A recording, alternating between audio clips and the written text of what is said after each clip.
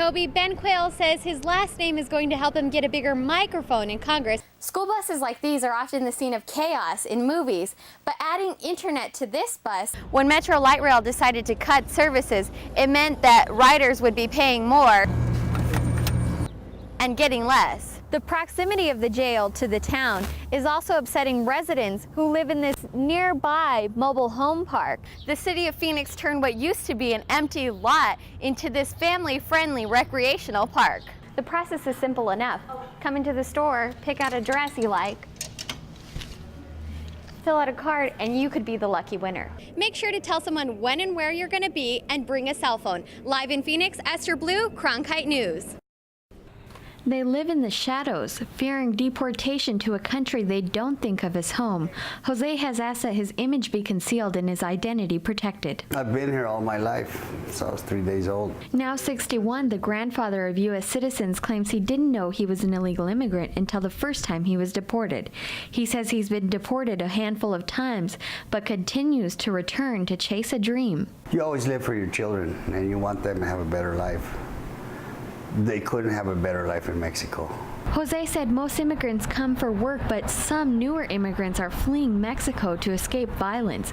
A new immigration law could make it harder for Jose and others like him to stay here undetected. And we justify it because we live here. We've been here, and we're going to stay here. The Tucson resident says he and his family plan to use fake IDs and social security numbers to evade deportation and work. They need that piece of paper to go work, just to get the job. Jose says he feels just as American as anyone else. A veteran of Vietnam, he attends PTA meetings and helps out with Little League. He dreams of immigration reform, but is willing to continue living in the U.S. without. If you really want to stay in this country, there's ways to do it. In Tucson, Esther Blue, Cronkite News. J.J. Johnson's day at work begins long before the sun rises. Busing students around since 1991, it's safe to say he's seen it all. That interaction becomes a problem because one kid touches another kid that doesn't want to be bothered, and it can escalate into pushing and shoving. For the first time in almost 20 years, Johnson has technology on his side to help him keep the peace. We turned it into a roving hotspot, basically. School buses like these are often the scene of chaos in movies, but adding internet to this bus has helped student behavior improve tremendously at the Vail School District. Chief Information Officer Matt Federoff saw an ad and signed up for wireless internet last fall.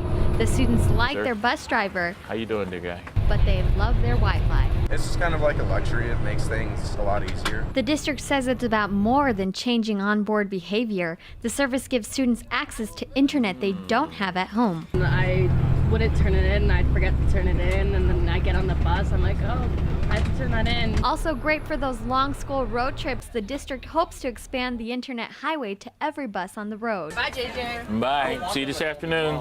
In Vail, Esther Blue, Cronkite News.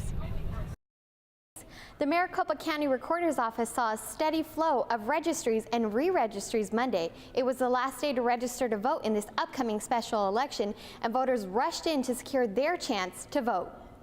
Voters waited patiently in line or on the phone for help with voter registration from the Maricopa County Recorder's Office, all to ensure that their voice would be heard in this upcoming special election. It's the duty of every citizen to be involved. I realize that the voting's a right, but it's a privilege as well. Proposition 100 will be on the ballot. It proposes a 1-cent increase in sales tax to fund education, public safety, health, and human services. Voters like Scott had to be sure their vote would be counted. It's a pretty big issue, so it seems that people would want to get their registrations done before the deadlines. At the Tempe campus, students brought their own laptops in to help people register to vote last minute at servicearizona.com. I think this is a really important issue. Prop 100 really affects students, especially at ASU. The volunteers handed out flyers on Prop 100 and what it means for students.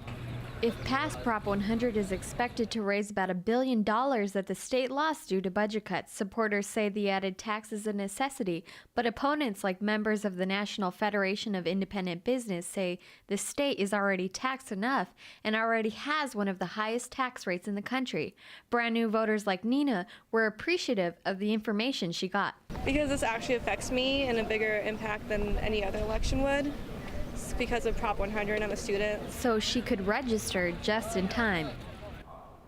And the Recorder's Office expects a large percentage of voters to use early mail-in ballots. The last day to request a mail-in ballot is May 7th, and all the votes should be counted by May 21st. Live at the assignment desk, Esther Blue, Cronkite News.